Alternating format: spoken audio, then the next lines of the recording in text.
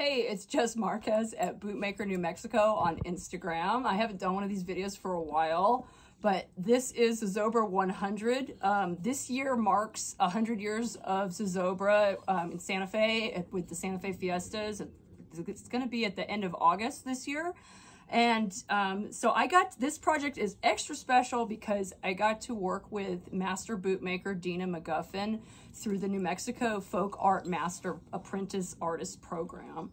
And so this is the second pair of boots that we were working on, and I'm wearing the other pair that we did together. And this was such a neat experience. It added so much to the repertoire of making boots, and it was a really good time to ask other questions because I'm bringing different methods to the table, and there's just so much in boot making that's kind of passed down from one person to the next through kind of just an old school mentorship and just how you approach boot making, because you work by yourself so much and then meet other bootmakers and how they do things. And so it was just a really special opportunity to get to work with her one-on-one and hone some different skill sets in bootmaking and refine some things and look at some different methods.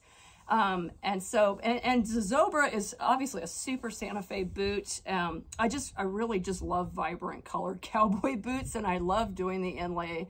And so this is just a commemorative Zozobra 100 boot, snip toe. And one of the new things I did to these boots that I've never done before is, as we look at all the heel shapes, I did a Cuban heel on these, which I believe this is a Cuban heel. I've seen a couple different versions of people calling heels a Cuban heel, or varieties of them where it kind of slopes inward.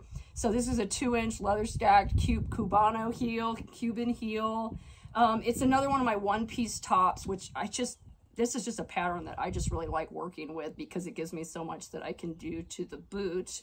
And so there's just a lot of cool stories that happened while I was making these, just working with Deana and just bringing different things to the table. And I'm just really love that I didn't have to leave New Mexico. I've learned from 3 different people in New Mexico, and Deana was truly my one-on-one experience where it's just me kind of, let's talk about what's going wrong with my curved needle stitcher.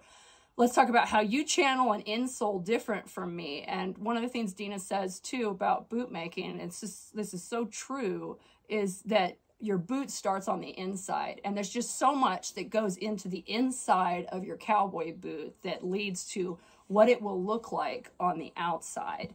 And so for Zozobra, yes, we did add the fire. I've added a fire dancer and the fireworks to go burn your gloom of the year. And it's always just such a fun experience to go to Zozobra and write down your woes or gloom of the day or the year or a lifetime.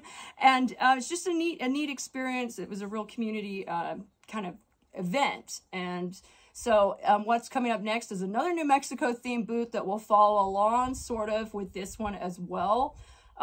Just, as I keep working at it and try to get better at everything that I do in making boots, because there's so little leniency you got to go through the entire process. You can't skip anything.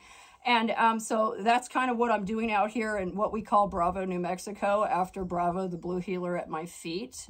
But I feel like I made such a cool friendship with Deana through getting to do this, and her to see me at all the different points of boot making was a really unique opportunity that I'm very thankful for. So please stay tuned for the next kind of New Mexico boot coming up, and check me out on Instagram at Bootmaker New Mexico. Thanks so much for watching.